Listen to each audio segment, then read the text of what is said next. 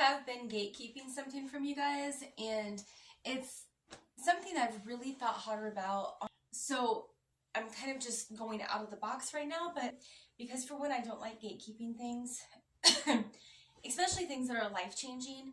And this is something that did drastically change my life. From someone who had dealt with 10 plus years of chronic pain and digestive upsets and illnesses and anxiety and I mean, what have you, you name it. Because, you know, I had tried it all and I was like, well, why not try this one last thing?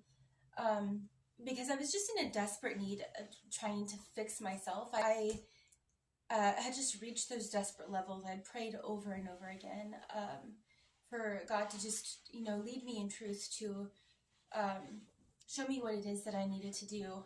I started implementing more of a pro-metabolic diet, whole food eating, and I lowered my cortisol levels. And take and prove all this through blood work. It showed that it had, in fact, worked. It did lower my cortisol levels. It took away all of my anxiety. I'm able to, like, things don't bother me much anymore. I feel so much better. I'm not, like, my digestive problems I had dealt with for over 10 years corrected itself. It's crazy what it did. And what it was just balancing my hormones and lowering my cortisol levels.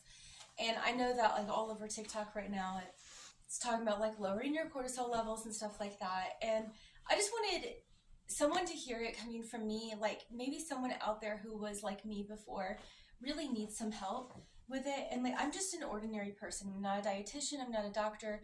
A lot of the stuff you hear from dietitians, doctors, stuff like that. I am just a girl who is desperate to find some answers. And I just want to reach like another girl that is also desperate to find those answers and say, hey, yeah, this works. So I did the top 7 things, a list of the top 7 things, and I'll take and list it on the video right here so you can write it down, you can start implementing it. It doesn't take anything out of your life. It's zero effort. Zero effort. It's crazy what it does for like not even really trying hard. And that way you can just write it down and you can start doing it if that's something that you want to do. Of course, I have to like, you know, also put disclaimers in, like talk to your doctor and stuff. Because like what's right for me may not be right for you, you know, so, but this is what worked for me.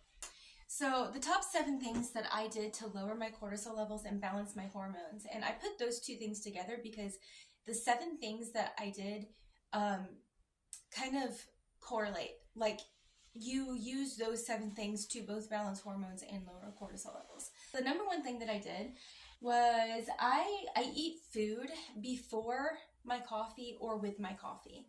I try to keep it high protein. Started out only getting probably about 9 grams. And that's when I really started to see transformation happening.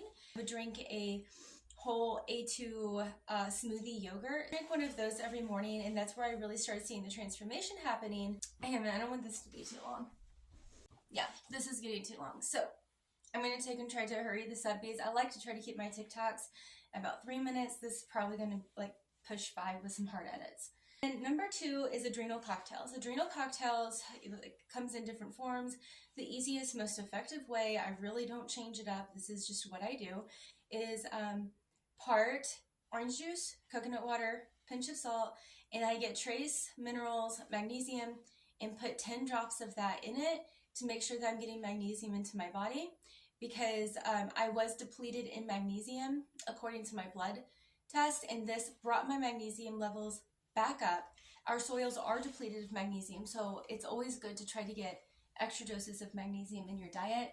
That is what will transform your gut and your digestion. Number 3 is working out 3 times a week. I feel like that's pretty self-explanatory, but it does lower your cortisol levels.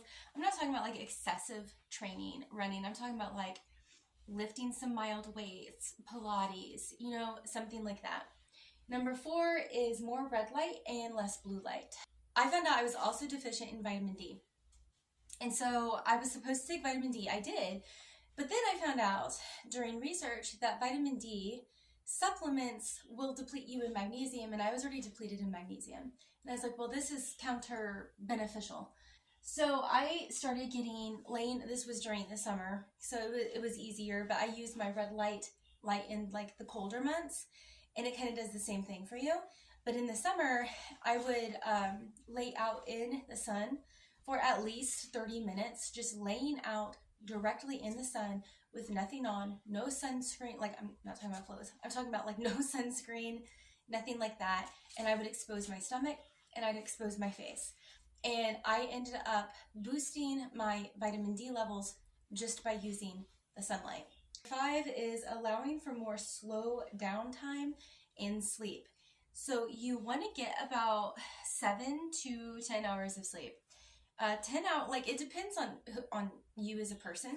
My cozy spot is about 8 hours, and be sure that you have some downtime to be able to just relax and be and breathe. 6, a detox bath a week. Be sure you take a detox bath a week. Epsom salt, about 4 to 8 ounces, depending on how big your bath is, with about half a cup of baking soda. This will pull toxins out of your system, and it will balance your pH levels and eventually your hormone levels. And lower toxins in your body and out of your body. So the environment around your home, what are you using to clean with? Be sure that you're using stuff that is toxic free. What candles are you burning? Try to burn toxic free candles. What are you putting on your body beauty wise? Like, I'm a little bit more lenient with this. I do like NYX products, though I don't use a whole lot of makeup. I don't do like the whole full face thing. I pretty much stick to bronzers, highlighters, mascara, and lipstick. One thing that I will not give up is my Chanel. But the point is not being zero toxin. Well, people will say cut out all toxins.